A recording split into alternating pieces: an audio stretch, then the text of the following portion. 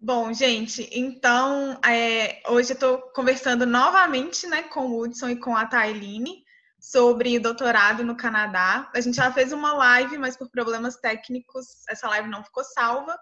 E aí eles, muito gentilmente, estão cedendo mais um tempinho para conversar com a gente sobre doutorado, especialmente no Quebec, né? Os dois estão em Montreal, fazendo doutorado agora. Então, eu tenho aqui as perguntas que eu já tinha feito para eles na live e também algumas perguntas que apareceram durante a live. Então, vou conversar com eles agora, os dois juntos, né, aqui. Então, não sei como é que vocês querem, qual de vocês querem começar, mas a primeira pergunta é como que foi o processo, né, para vocês conseguirem iniciar esse doutorado no Canadá, especialmente em Montreal, porque vocês têm modalidades diferentes de bolsas, né? Então, que vocês contassem como foi para cada um. Na live eu comecei, acho que a Thay pode começar agora. Absurdo.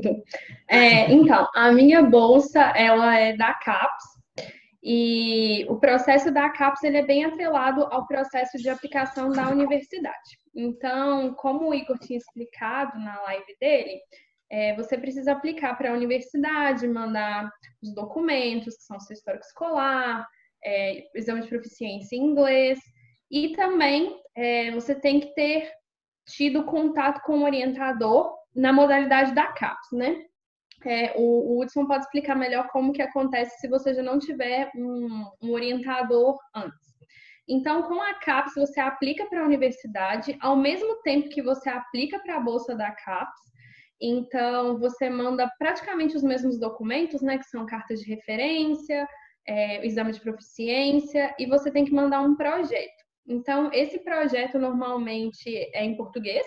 Então, tem que ser escrito pelo aluno, seu orientador pode te dar uma noção do que vai ser o projeto, pode te auxiliar, mas como é em português, ele não vai ter domínio do idioma, então é você mesmo que tem que fazer.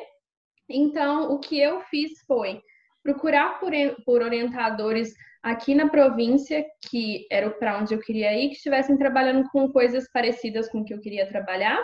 E eu mandei um e-mail falando: oi, tudo bem? Meu nome é Tailine, eu trabalho com isso no Brasil, eu tenho experiência com isso, isso e isso. Segue uma cópia do meu currículo. Eu me interessei muito no seu trabalho, discuti um pouquinho, assim, eu dei uma lida nos artigos que eles tinham mais recentes. Falei: eu vi que você trabalha com isso, eu gosto muito desse tópico, eu tenho interesse em trabalhar com você no período X. E também já citei que teria a possibilidade de aplicar para uma bolsa de estudos e perguntei se eles poderiam me aceitar naquele período que eu gostaria de começar. E aí, depois disso, o orientador manda uma carta de aceite condicional. Então, ele fala que se você for aprovado pela universidade e receber a bolsa da CAPES para se manter, ele vai te receber como um aluno e você faz todo o processo de aplicação para os dois. Quando você recebe o aceite da CAPES, você faz a aplicação formal para a universidade, né, com a carta também, o que te auxilia a conseguir entrar com mais facilidade, já que você é um aluno que vai se manter. E aí, depois disso, você finaliza o processo dos dois juntos, manda a carta de aceite para a CAPES, caso você ganhe a bolsa da CAPES, e é tudo que você tem que fazer. Entendi. E você não conhecia ainda o seu orientador, assim, você nunca tinha tido contato com ele antes de mandar e-mail e tal? Não conhecia o meu orientador. Ele tinha acabado de ser contratado quando eu achei ele na internet, no site da Concórdia, e eu tentei ver, assim, um pouco do perfil dele pelo site, porque eu acho que pela maneira como o orientador se descreve o grupo no site, você já consegue ter uma noção de como ele é. Uhum. E também nós fizemos 3 entrevistas por Skype. A primeira foi só para ele me conhecer mesmo, ele queria saber quais eram as minhas intenções no doutorado. Eu também tive a oportunidade de perguntar para ele o que ele esperava de mim, quais eram as expectativas dele quanto a mim, o que ele esperava de um projeto, e eu também pude sugerir, né, o que eu queria trabalhar. E depois disso nós tivemos mais uma conversa para discutir sobre a minha aplicação da CAPES, porque teriam vários documentos que a gente teria que elaborar juntos, por exemplo, a carta dele falando que iria me receber caso eu conseguisse a bolsa, e ele também me colocou em contato direto com as pessoas responsáveis pelos alunos internacionais na universidade. Então isso me ajudou muito, porque certas cartas teoricamente a universidade não pode emitir, né? Mas como você tem essa bolsa, esse pedido, ele me colocou diretamente em contato com essas pessoas e me ajudou bastante. O meu processo foi muito simplificado por causa disso. Entendi. E no seu caso, Hudson, você não tem bolsa da CAPES nem CNPq, né? Não, então. O meu processo, eu tenho a bolsa direto da minha própria faculdade. Eu vim aqui para o Canadá ano passado como um aluno de pós-graduação de intercâmbio para o meu mestrado. E nesse processo eu vim trabalhar com a minha atual orientadora. Foi um intercâmbio de só 6 meses, então eu passei a conhecer ela, conheci o laboratório e tal, e foi nesses 6 meses que eu vi que eu realmente queria fazer um doutorado fora do Brasil.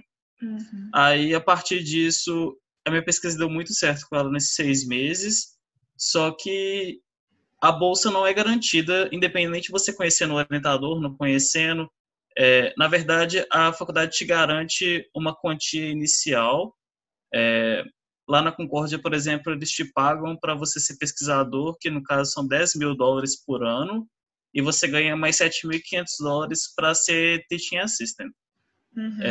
Então, eu dou aula por 4 sessões durante o ano inteiro e ganho mais de $7.500.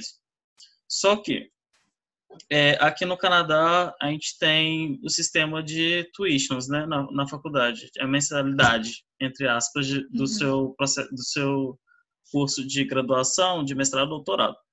E essas tuitions, elas variam.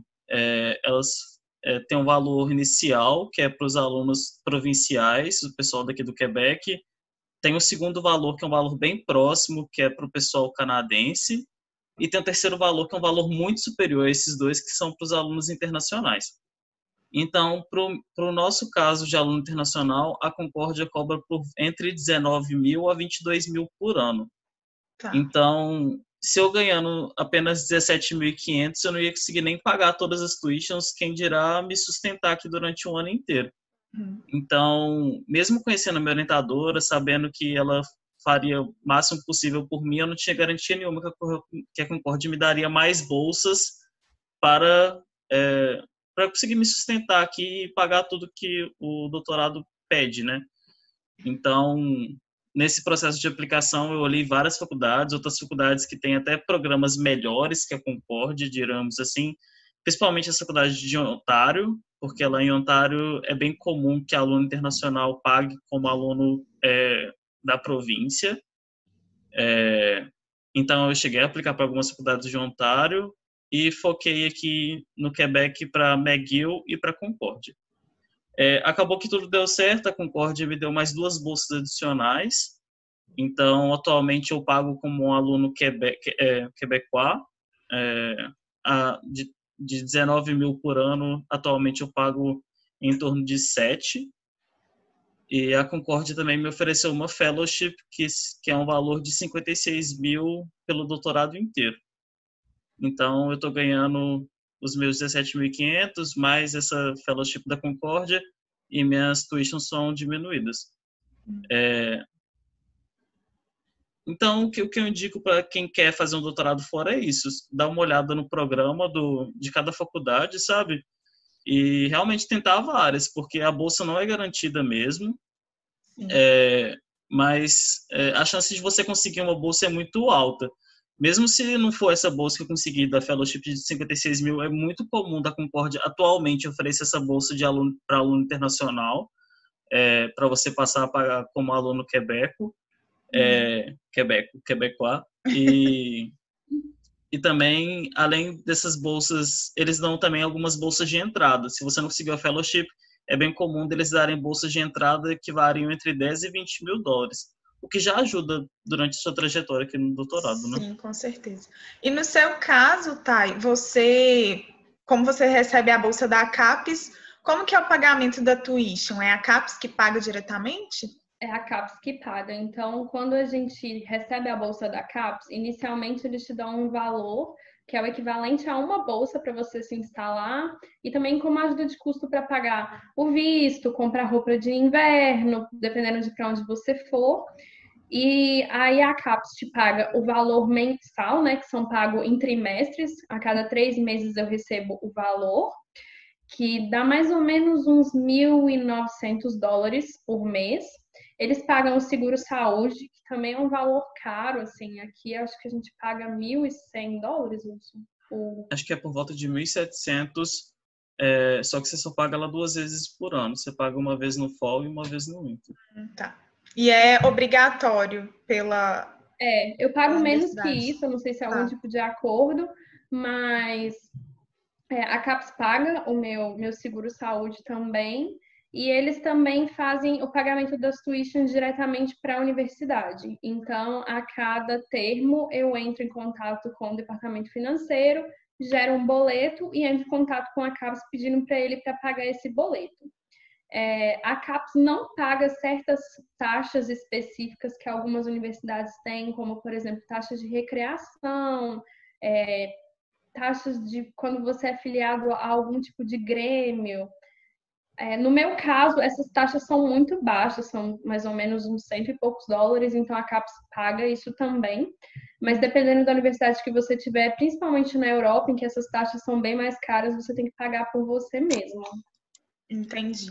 Mas o valor que você recebe é suficiente para você se manter, pagar suas contas e, na sua opinião, é suficiente? Sim, eu acho um valor bom comparado com o que você receberia considerando só a bolsa da universidade. Eu acho que é um valor excelente. E foi uma estabilidade financeira que eu realmente quis ter para ter segurança de vir e fazer o doutorado tranquilo, porque como o Hudson falou, a gente não sabe se vai conseguir uma bolsa ou não, né? Quando você chega, tem várias opções de bolsa que você pode aplicar, mas normalmente essas bolsas do governo, pelo menos aqui do Quebec, eles pedem que você esteja há pelo menos 1 ano no doutorado. Então, você tem que esperar esse período de 1 ano sem bolsa, né? Caso você não tenha conseguido uma no começo, para poder aplicar. E nesse 1 ano você fica meio desamparado, né? Entendi.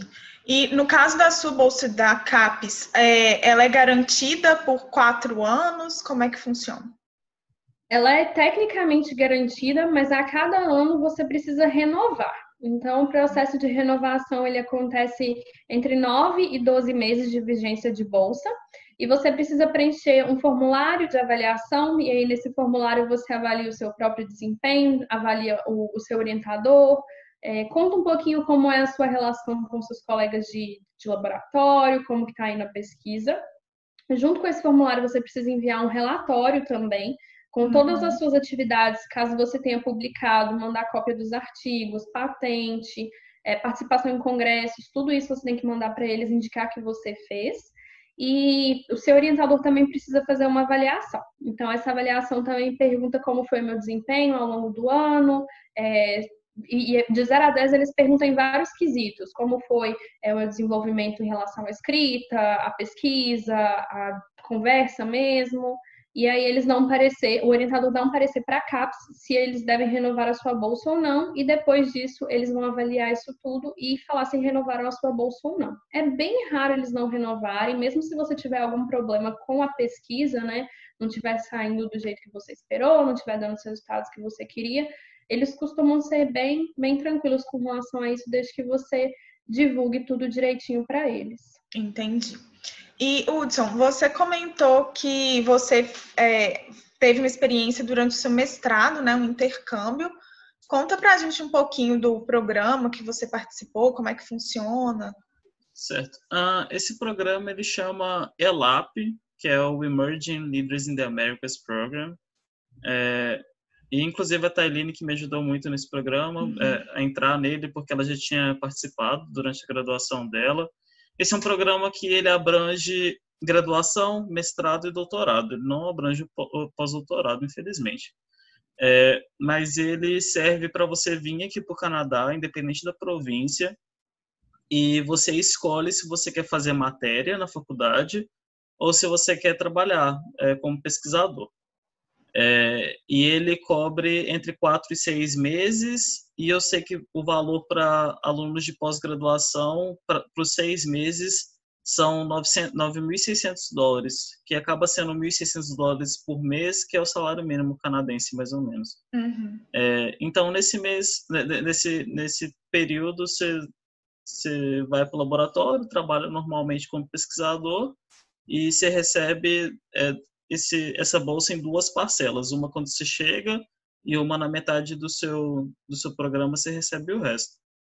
Quando eu estava aqui, eu vim para a Concórdia, né, onde eu faço meu doutorado atualmente, e a Concórdia pagou o meu seguro de saúde, mas eu acho que não são todas as faculdades que fazem isso. Então, além desses 9.600, você tem que descontar, além das do dinheiro que você precisa para se manter, você precisa de descontar também, claro, o seguro de saúde e sua passagem, questão de visto e tudo mais. É que eu acho muito importante, assim, a gente pensar que se você sair de um país, do Brasil, por exemplo, e vir para o Canadá, envolve muitos gastos antes mesmo de você chegar, né? O visto, as passagens, dependendo da época que você chegar, você já tem que chegar comprando roupa de inverno, que é super caro, para ser uma roupa boa, né? E aqui também, pelo menos aqui em Ottawa, a maioria dos locais, eles pedem o aluguel 2 meses adiantados, né? Então, não sei, assim, para quando você aluga um quarto em um apartamento, pode ser que seja diferente, mas se você vai alugar um apartamento para você, eles geralmente pedem 2 meses de adiantamento, né? Então, você precisa ter um planejamento financeiro mesmo. E nessa questão também tem gasto com o exame de proficiência, né? Vocês dois precisaram fazer para vir de inglês? Sim. Para esse programa do ELAP, você não precisa de nenhum exame de proficiência, tá. Mas geralmente você tem que ter uma entrevista com uma pessoa que vai te aceitar, porque não é você que aplica para esse programa. Você manda os documentos para o seu professor e o seu professor vai submeter você como aluno dele. Então, você tem que conhecer o professor, então geralmente isso vai envolver reuniões com eles para definir um projeto, e aí o professor vai descobrir se você fala inglês ou não, e mesmo se você não falar, pode ser que ele te aceite, né? E para o doutorado, sim, aqui na Concórdia eles aceitam o IELTS, o TOEFL, IBT, eles não aceitam aquele clássico ITP, que você faz de graça nas federais, né? E também eles aceitam um outro teste de inglês que eu não lembro qual que é, mas é um bem comum na Austrália, Pearson, eu acho, alguma coisa assim. Eles aceitam esses 3. Mas a questão, porque vocês estão no Quebec, né, em Montreal, vocês precisaram de alguma comprovação de francês? Não. Na verdade, o francês seria necessário se você fosse fazer o seu doutorado ou a sua pós-graduação numa universidade que é francófona. Então, eles pedem isso, por exemplo, se você for para a UDM.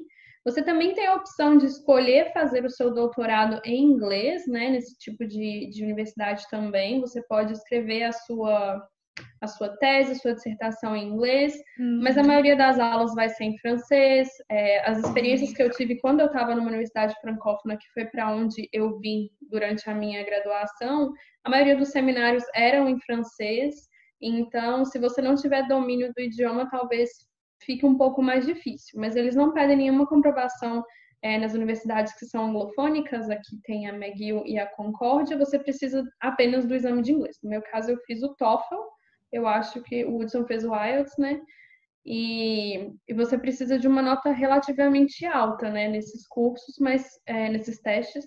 Mas se você não conseguir essa nota, dependendo do programa que você estiver aplicando, eles têm um incentivo que você pode fazer um curso de inglês, claro que você paga por ele, né, na universidade, e depois de 1 ano você faz um teste na universidade. Se você atingir a proficiência, eles consideram que está tudo certo e você continua no seu programa. Se você não conseguir a proficiência, aí você tem que reiniciar o seu programa de mestrado ou doutorado, aplicar tudo novamente. Entendi.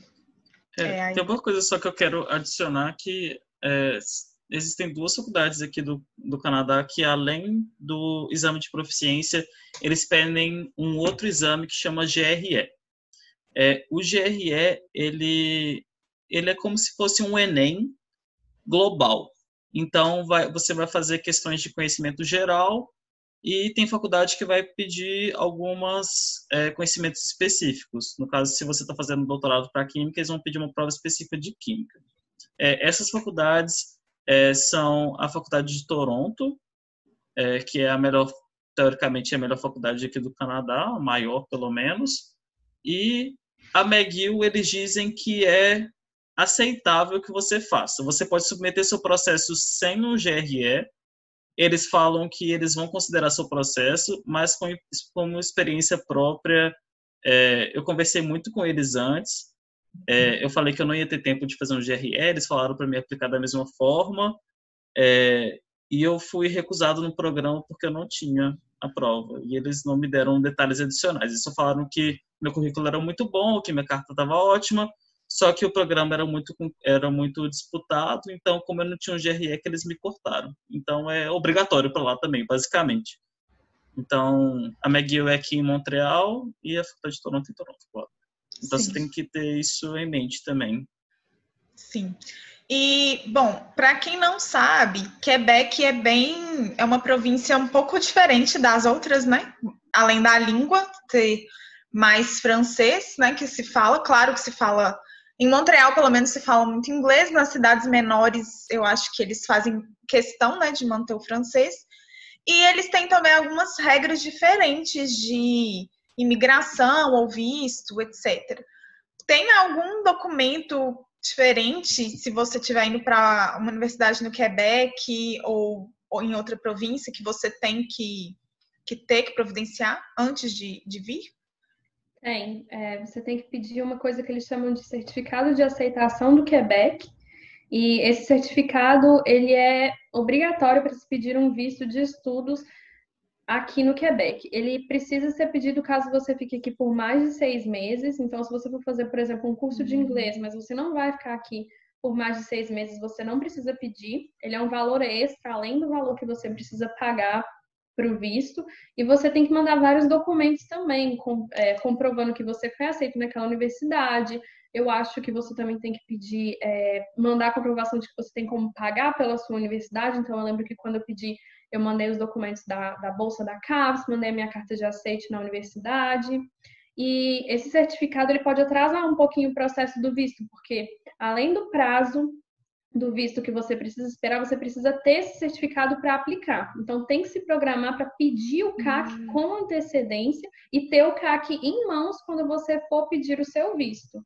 Então, tem que se pensar tanto no gasto quanto no prazo. Então, para você pedir o visto, você tem que ter esse CAC Tem antes. que ter o CAC em mãos. Eles enviam por correio, né, para sua casa. Você não precisa ter a versão física dele, que demora ainda mais, mas pelo menos a versão online, eletrônica dele, você precisa ter e submeter junto com o seu visto. Se você não fizer isso, seu visto vai ser negado. Entendi. Tá, e aí nessa questão, então, de documentação e tal, que a gente sabe que leva tempo, né? Com quanto tempo de antecedência vocês começaram a se programar? Porque, por exemplo, a Tailine está ali dependendo do tempo da CAPES, né? Com quanto tempo de antecedência você começou a olhar isso? Então, eu comecei a me programar para vir fazer o meu doutorado aqui no começo do mestrado, porque eu tinha acabado de voltar para o Brasil do meu intercâmbio aqui, eu já sabia que eu queria fazer o doutorado. Então, o que eu fiz? Eu entrei em contato logo nos primeiros meses de mestrado com o meu orientador, falei da possibilidade de bolsa e falei que no ano seguinte eu queria aplicar. Então, eu já deixei tudo muito preparado, todos os documentos, pedi a carta para ele. A gente teve um problema porque o correio entrou de greve bem no momento em que eu queria mandar os meus documentos para aplicação. E eu tentei fazer tudo com muito prazo. Mas caso você não tenha se programado com tanta antecedência, se você entrar no site do consulado, eles vão te dar uma estimativa de quanto tempo demora para o visto sair naquele momento. Eu sugiro que a pessoa adicione pelo menos mais uns 2 meses nesse prazo, porque você precisa fazer a biometria, você precisa fazer o exame médico, que tem, né, um horário marcado específico que você precisa se organizar. Tem que ter o CAC, tem que pedir o CAC, esperar o CAC chegar. Então, assim, eu acho que uns 2 meses é o ideal.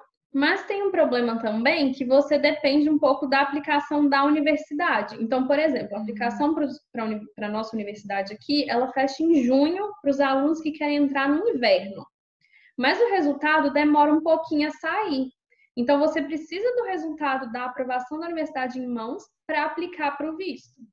Considerando isso, se você for realmente, se for um pós-doc é mais tranquilo, né? Se for só um intercâmbio é mais tranquilo, mas se for um mestrado ou um doutorado, eu sugiro que a pessoa aplique assim que ela receber a carta da universidade de aprovação. Então, deixa todos os documentos prontos, já agenda o exame médico com antecedência e assim que sair a aprovação da universidade, você aplica para o visto para ter certeza que vai dar tempo. Entendi. E no seu caso, Hudson, eu acho que você foi um prazo um pouco mais apertado, né? Mas no final deu certo. Foi um pouco mais apertado, mas eu também comecei a olhar sobre o doutorado no começo do mestrado, porque eu estava aqui ano passado, mas eu fui aprovado no ELAP no processo de 2018. Então, eu entrei em contato com minha orientadora, tipo, em fevereiro de 2018, só que eu queria acabar todas as minhas matérias do mestrado, então eu passei esse ano e resolvi vir em janeiro de 2019. Aí eu fiquei de janeiro a julho aqui em Montreal. Em julho eu cheguei no Brasil e comecei a dar andamento dos meus processos para submissão de entrar nas faculdades, né? Como a Thailene falou, o processo da Concórdia para aluno internacional, ele é idealmente até junho, mas eles aceitam até final de agosto.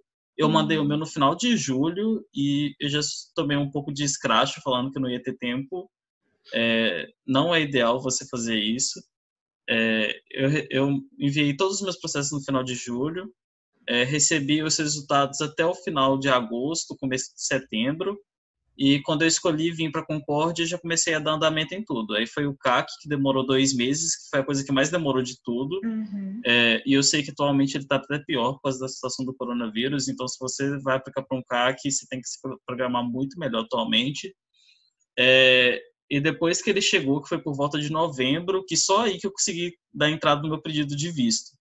Então, eu ia começar meu programa de doutorado aqui em janeiro, teoricamente dia 6 de janeiro, e meu visto só foi chegar em casa na penúltima semana de dezembro. Então, foi uma coisa muito apertada, quase que não deu certo, mas é porque eu fui um pouco atrasado aí. Você tem que ficar realmente muito, muito esperto, porque são coisas que demoram muito e coisas que vão demandar muito de você, de fazer o exame médico, a gente não tem em BH a biometria, então você tem que ir para outro estado, você tem que ir para São Paulo ou para o Rio de Janeiro. Tem todo esse processo de enviar para o Canadá. O CAC, por exemplo, você tem que enviar por FedEx ou por correio até chegar lá, até voltar. O exame médico também tem que ser enviado, mas é o médico que envia, então tem todo o processo de chegar no Canadá também. Então são coisas demoradas e você tem que se programar bem para ter o tempo de chegar no seu programa em tempo. Ainda mais agora, né? Nessa época que... Exato. Até onde eu sei, os centros de biometria estavam fechados, não sei se agora já reabriram, então tem que se planejar mesmo com muita antecedência. E eu lembro que a Thailene falou no dia da live de um negócio que eu achei muito legal que tem no site da Concórdia, que ajuda a estimar os custos. Como é que é o negócio? Eu não sei se tem em todas as universidades, eu tenho a impressão de que a McGill também tem, mas me ajudou bastante porque a gente não tem muita noção, né, de como que é o custo de vida aqui, como que são as formas de pagamentos das tuitions, das taxas. Acontece de forma diferente do que no Brasil, né? Porque, por exemplo, se você for fazer uma universidade particular, você vai pagar de mês em mês, todo mês que você tem a mensalidade, tem uma matrícula no começo. Aqui não, aqui a gente paga por termo, né? Então, tem outono, inverno, verão, dependendo do termo, você paga as tuitions. E aí, no site da Concórdia, eles têm uma calculadora para te estimar mais ou menos quanto que você vai pagar por cada coisa, quanto que vai sair o seu seguro-saúde, e eles também te dão uma estimativa de custo de vida. Então, se você for alugar um apartamento para você, quanto que você vai gastar com alimentação, tem a opção de alimentação se você comer fora, se você fizer a sua própria comida, quanto que você vai gastar com roupas de inverno. Então, isso me ajudou bastante a ter um planejamento para chegar aqui e ter uma noção de quanto que eu ia gastar, quanto que eu precisaria trazer de dinheiro inicialmente, porque a bolsa, eles te dão um valor para você chegar, mas você só recebe aquele valor mesmo da bolsa depois de um tempo. Então, você precisa se programar para ter esse dinheiro inicial também. Então, eu achei isso muito útil, me ajudou bastante e me ajudou a ter uma noção de como que seria o meu custo de vida ao longo do doutorado também. Nossa, isso eu acho que faz muita diferença e a gente tem que pensar que vai variar de cidade para cidade, né, os custos. Então, Hoje, em Toronto, eu acho que é meio impossível se manter com o valor do que se recebe por TA, né, da universidade. Eu acho muito difícil.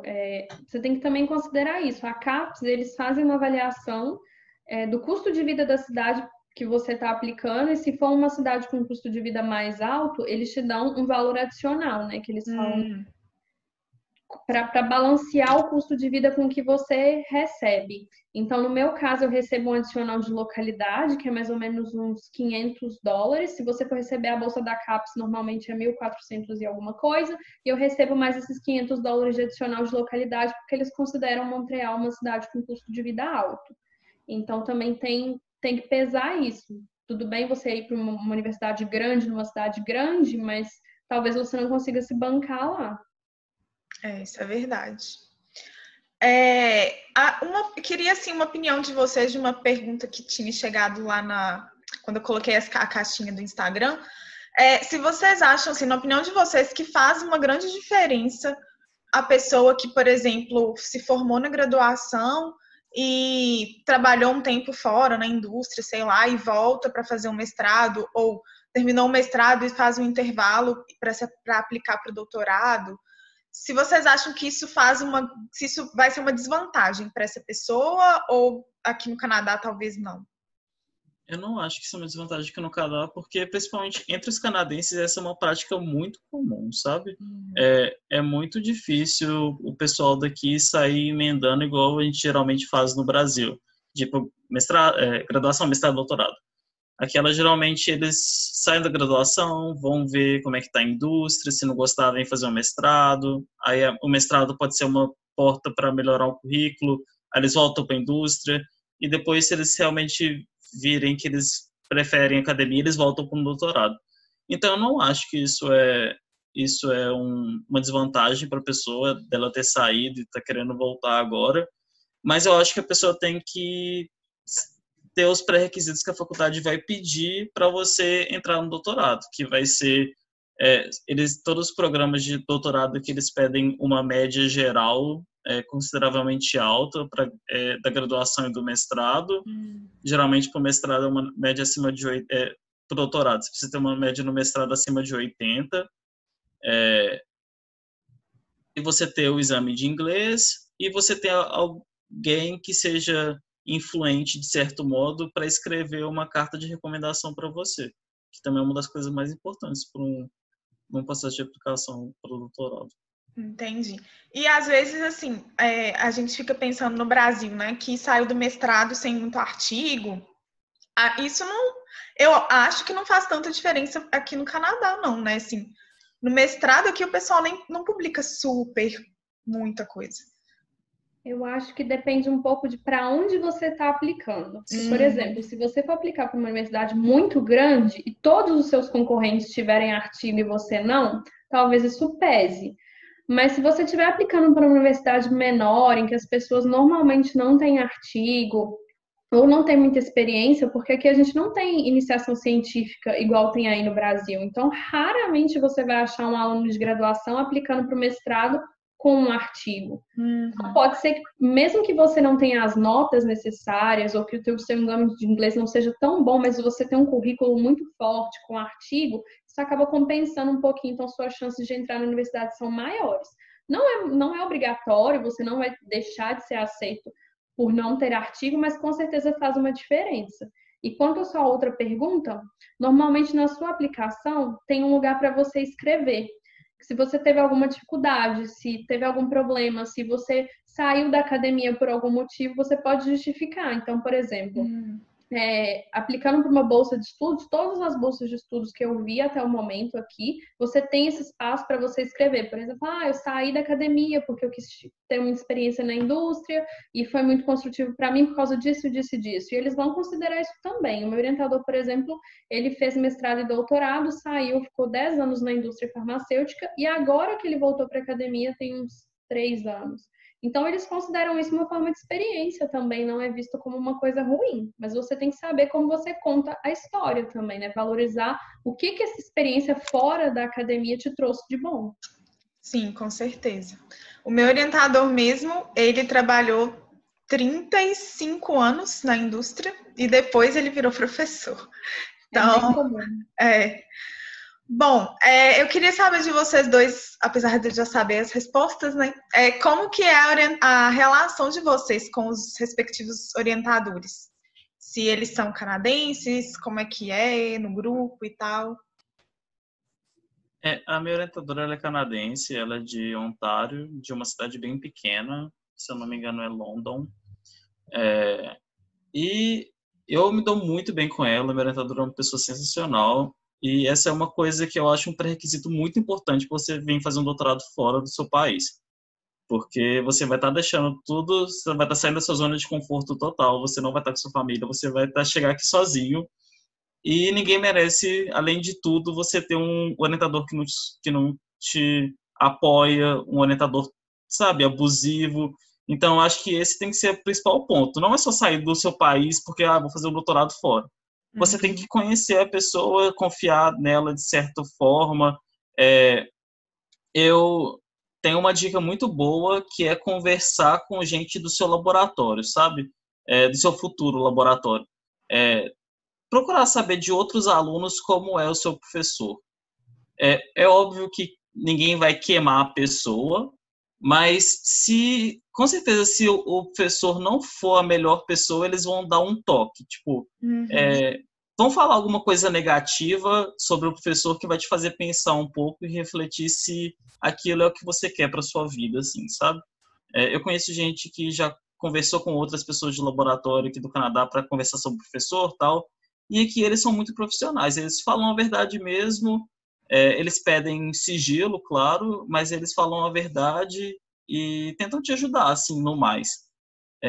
Então, eu tenho uma relação muito boa com a minha orientadora, acho ela sensacional, e acho isso um pré-requisito para todo mundo que for tentar ir para um doutorado fora. Converse com o seu orientador antes, vê se as ideias batem, se essa pessoa é legal, se ela não tem nenhum histórico ruim, e só depois disso que você saia do seu país.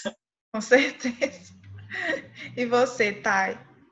Eu tenho uma relação muito boa com o meu orientador também. Eu tinha comentado com você na live que eu sinto que a relação orientador-orientando aqui ela é muito mais profissional, ela é vista como uma relação de emprego mesmo, né? No Brasil a gente tem mais aquela relação de professor-aluno e aqui eu sinto que é uma coisa mais profissional mesmo. As relações elas são bem mais trabalhistas, vamos assim dizer. É como se ele realmente fosse seu chefe, né? Eu chamo ele de chefe. É como eu me refiro a ele. É até uma forma de brincadeira, mas é uma coisa meio de chefe mesmo, sabe? A gente tem muito mais essa relação trabalhista.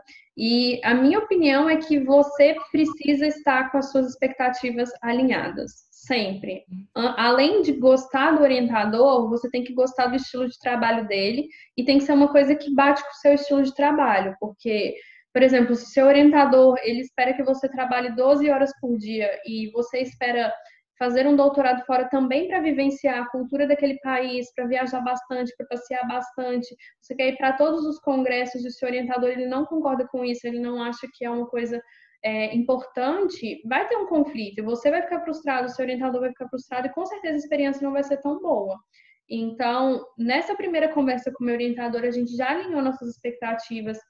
Ele me perguntou o que eu esperava dele como orientador, se eu esperava uma orientação mais próxima, né? Porque tem gente que gosta mesmo do orientador estar sempre por perto, reuniões diárias. Tem gente que não, que precisa de um espaço maior e só conversar quando precisa mesmo de uma ajuda. Então, precisamos estabelecer esse tipo de expectativa, né? O que eu espero do meu orientador, o que ele espera de mim. Uma coisa que para mim foi muito importante foi que eu queria poder voltar para o Brasil para ver a minha família de tempos em tempos. E eu sei que tem orientadores que não aceitam isso, não entendem. Então, alinhar essas expectativas é essencial. Conversar com o seu orientador e falar, olha, eu espero isso de você. Tá tudo bem? Eu espero te corresponder dessa forma. É o suficiente para você? Para não ficar frustrado mesmo. Com certeza. Porque... depois você não pode se sentir enganado, né? Você está aqui para ficar 4... Por mais que seja permitido, né, a mudança de orientador e tal, mas é um processo muito desgastante. Então, melhor evitar, na minha opinião. E eu acho que vir para cá construir um network, né? Eu acho que é a principal coisa, você está abrindo portas para você fora do Brasil. Então, se você vier, e por mais que você seja um aluno bom, você não corresponde às expectativas do seu orientador, talvez você vai estar fechando uma porta, e simplesmente porque você não conversou, porque você não se abriu com aquela pessoa, e vocês não estão alinhados no que vocês querem.